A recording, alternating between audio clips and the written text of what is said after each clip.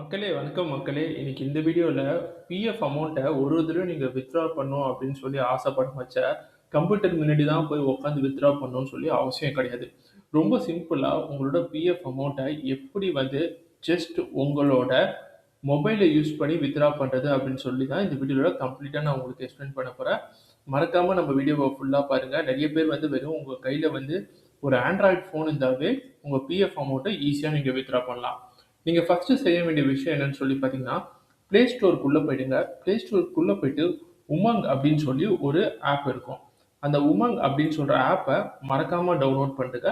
Download பண்ணி உங்களோட ஃபோன்ல இன்ஸ்டால் ஆனதுக்கு அப்புறம் அடுத்த ஸ்டெப்பா அந்த உமங்ல நிறைய ஆப் இருக்கும். கேஸ் சிலிண்டர் புக் பண்றது, யுஎஸ்ஏயோட ஆப் அப்படின்னு சொல்லி நிறைய ஆப் இருக்கும். அதுல இந்த சர்ச் ஆப்ஷன் ஒரு ஆப்ஷன் இருக்கு பார்த்தீங்களா? இந்த சர்ச் ஆப்ஷன்ல போயிட்டு EPFO அப்படின்னு சொல்லி டைப் பண்ணுங்க. EPFO டைப் பண்ணீங்கன்னா உங்களுக்கு EPFO ஆப்போட லிங்க் உங்களுக்கு கிடைச்சிரும். இங்க இருக்கு பார்த்தீங்களா? இது மாதிரி தான் EPFOட ஆப் கிடைக்கும். இந்த EPFOட ஆப் கிடைச்சதுக்கப்புறம் அந்த EPFO அப்படின்னு சொல்றத கிளிக் பண்ணி உள்ள போங்க.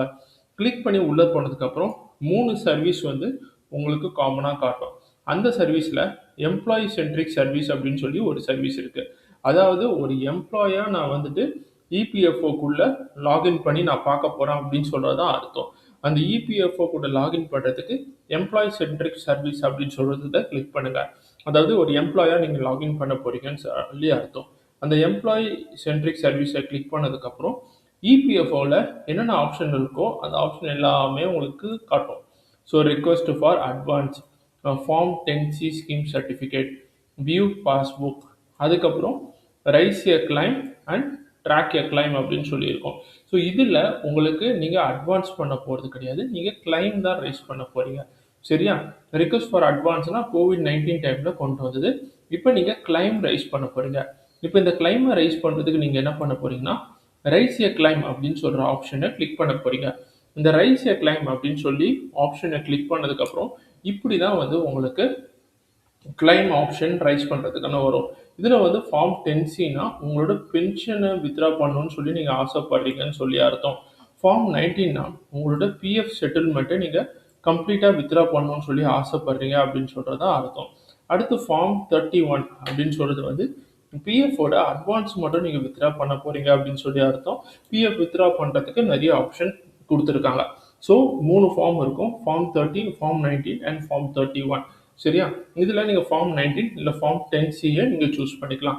சூஸ் பண்ணதுக்கப்புறம் உங்கள் யூஏஎன் நம்பரை லாகின் பண்ணிட்டு ஓடிபி உங்கள் மொபைல் நம்பருக்கு சேரும். அந்த ஓடிபியை நீங்கள் என்டர் பண்ணதுக்கப்புறம் EPFOவில் போய்ட்டு நீங்கள் உங்கள் அமௌண்ட்டை சக்ஸஸ்ஃபுல்லாக வித்ட்ரா பண்ணிக்கலாம். ஸோ ஓடிபி கரெக்டாக இருக்கா அப்படி வருதான்னு சொல்லி செக் பண்ணிக்கோங்க.